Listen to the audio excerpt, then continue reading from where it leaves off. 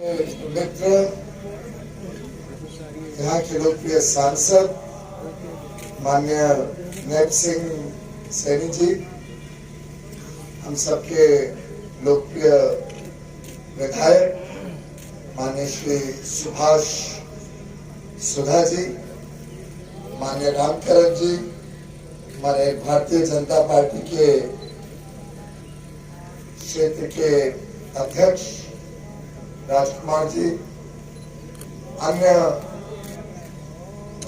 पदाधिकारीगण, कार्यकर्ता बंधु, राज्य सरकार और केंद्र सरकार के उपस्थित अधिकारीगण, मीडिया के हमारे सभी मित्र बंधु जो योग के साथ साथ आज सुबह सुबह हम सबकी उपस्थिति को भी जनता के बीच उजागर करेंगे। योग से जुड़ने के लिए आज आए इतनी बड़ी संख्या में मित्रों, खासतौर पे मैं बहुत सारी हमारी माता बहनें देख रहा हूँ, युवा शक्ति देख रहा हूँ और सबको साधुवाद करता हूँ। भाई और बहनों, मेरे लिए तो बहुत ही बड़ा सौभाग्य है, गर्व की बात है, एक प्रकार से कुछ मात्रा में सम्मान भी है कि अपने ही हरियाणा में आके मुझे अंतर्राष्ट्रीय योग दिवस मनाने का मौका मिला। घर लौटने का तो स्वाद ही कुछ और होता है, लेकिन उसी में अगर कुरुक्षेत्र आने को मिल जाए और इस पावन धरती पर सामने कृष्ण भगवान अर्जुन को उपदेश दे रहे हैं, उनको ज्ञान दे रहे हैं, वो दृश्य हो, ब्रह्म सरोवर हो और आप सब भाई बहनों के साथ योग करने का मुझे सौभाग्य मिले, मैं वास्तव में अपने आप को धन्य मानता हूँ। बड़ा विशेष अंतर्राष्ट्रीय योग दिवस है। अभी मैं सुन रहा था, स्वामी जी बता रहे थे कि इसको मानवता के लिए योग इस विषय के साथ जोड़ा गया है और वास्तव में गत 8 वर्षों में जिस प्रकार से योग का प्रभाव बढ़ा, जिस प्रकार से आज अंतर्राष्ट्रीय पटल पर ये भारत की धरोहर जानी जाती है, मानी जाती है, जिस प्रकार से इस वर्ष एक रिंग के रूप में अंतर्राष्ट्रीय स्तर पर जो योग दिवस मनाया जा रहा है, पूर्व में फिजी से लेके पश्चिम में सैन फ्रांसिस्को तक लगभग सुबह के आज के 3 बजे से शुरू किया गया योग दिवस रात को 10 बजे तक एक इंद्रधनुष की तरह पूरे विश्व में समय समय पे अलग अलग स्थानों पे लगभग 190 देशों में जैसे जैसे सूरज की किरणें आएंगी, शुरू होंगी फिजी से लेके ऑस्ट्रेलिया, ऑस्ट्रेलिया से आगे सिंगापुर की तरफ भारत, फिर पश्चिमी ओर दिखेगी और जाते जाते अमेरिका, न्यूयॉर्क,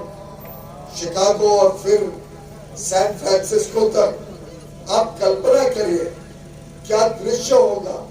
अगर कोई सैटेलाइट से देखे और इसको पूरा मैप करे,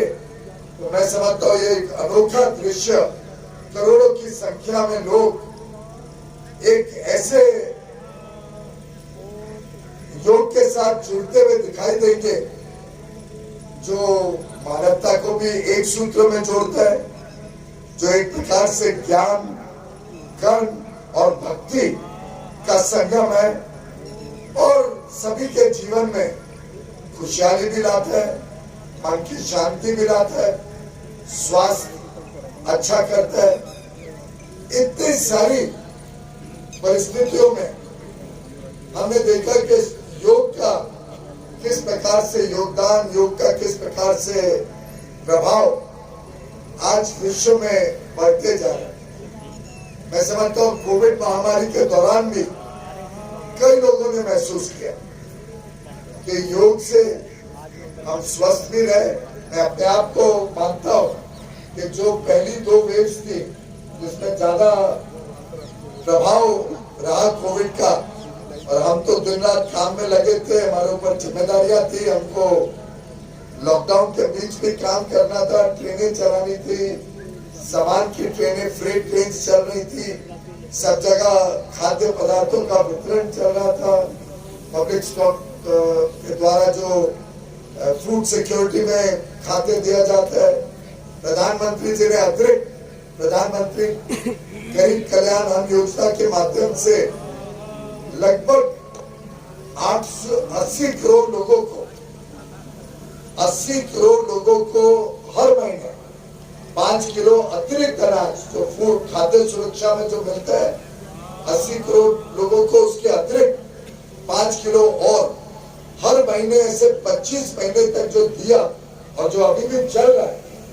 एक प्रकार से ये विश्व में सबसे बड़ा खाद्य सुरक्षा का कार्यक्रम था। लेकिन कोविड के दौरान ये पूरा सरकारी व्यवस्थाओं के माध्यम से चलता रहा। श्रमिक ट्रेनें भी चली, श्रमिक स्पेशल जब कोविड की पहली लॉकडाउन आई, इस सब में काम करते करते कभी हमें कमजोरी नहीं महसूस हुई, कभी स्वास्थ्य नहीं खराब हुआ। योग के कारण मैं समझता हूँ, प्राणायाम के कारण स्वास्थ्य को भी जो लाभ मिला,